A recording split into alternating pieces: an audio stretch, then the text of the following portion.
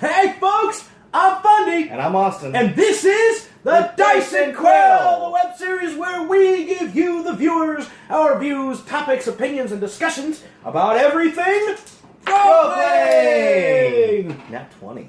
Nice.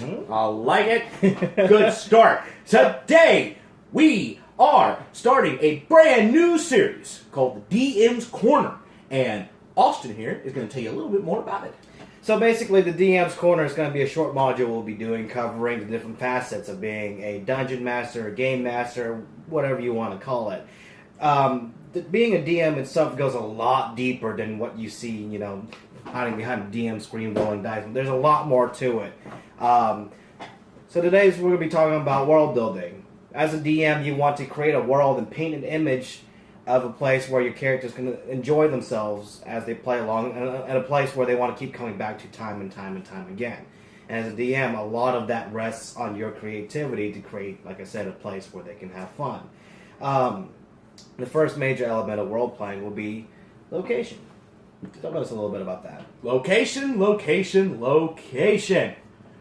Obviously, you got to think about, where are my players going to be? Where does my story even take place? Now, we can talk about big old overworlds first. Now, every single game developer has its own massive overworld that you can kind of play in. Some are based off of the real world, and some are based off of fantasy worlds, like Faerun or Forgotten Realms. Sword Coast, Ravenloft, there's a slew of different pre-made Right, worlds. and all of these overworlds have different kingdoms and locations and things like that you can go with. Or you can throw all that out the window and create your own world. It takes a lot of time, a lot of dedication, but this is your baby. These are your kingdoms with your lineage lines. This is all you. And this is something completely brand new that your players have never even seen. Or you could do what a lot of DMs do, and what I kind of like to do, because doing your own world, it's kind of hard to keep track when you keep running games in it and things change. Kings get overthrown, revolutions begin, kingdoms rise and fall, war bands, all that fancy pants stuff. So I like to take a preset overworld and add my own little bit of flavor in there. Maybe I'll change a kingdom around a little bit. I'll change a little bit of a culture. I'll make my own noble family and things like that. Just kind of make it unique. No two worlds should be the same. Nope. And one of the reasons why we like to do that, because I enjoy doing that as well, is because if every DM just uses the world that has already been created by the game producer, there's really no point in playing with different DMs because everything's the same. It kind of takes the element of freedom out of it. The next important element of world creation will be the climate. Now, when we're talking about climate, we're not just talking about political climate. You got to think, who likes who doesn't like who wants to take whose land, and how is that going to affect your players in the game and the story that they're playing. But you also got to think about weather, all right?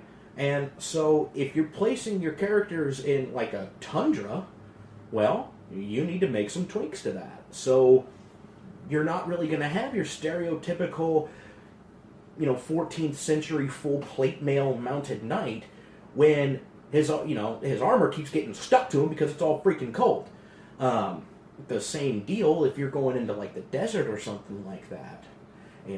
Hide armor in the desert, you're going to die really fast. Dehydration, really fast. And so make some adjustments to that. Instead of hide armor, I'm going to put in blah. Or instead of this type of thing, I'm going to put in blah. Our big double-headed fur-lined barbarian war axe is something that you're going to find in a tropical island setting. Probably not. You're going to find something a little different. So instead of weapon A, I'm going to replace it with blah, blah, blah, and it's adding that flair, adding that fluff, and you got to think about all these things when you're building your world. You want your players not only to have fun experiencing it, but you also want them to say, okay, I can see that. Next element of world building will be encounters. Who are the main bad guys? Because once you create the world, once you put the climate and the weathers and politicalness into it, you got to populate it with people. Otherwise, you're wandering around in a very, very lonely place. Right. And we're talking main baddies, good guys, regular people, and we're going to do another video just solely on NPCs or non-player characters, and it's going to be a really great video, so stick around for that one. But, again, like Austin said, you have to populate your world now that you've created it, and you've customized it and things like that. And so, who is my main antagonist? Alright? Who's going to help my players along the way? Who is my main antagonist allied with? Things like that. Who is solely against him? Things like that. And so, all these things, location, climate, encounters, all of these meld together to create your overworld. Now that you have your world, you put your players in them. Now what? They need a goal. What am I even doing here?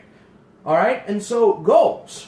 When going with goals, if you need to have at least two things. A starting point, why am I there?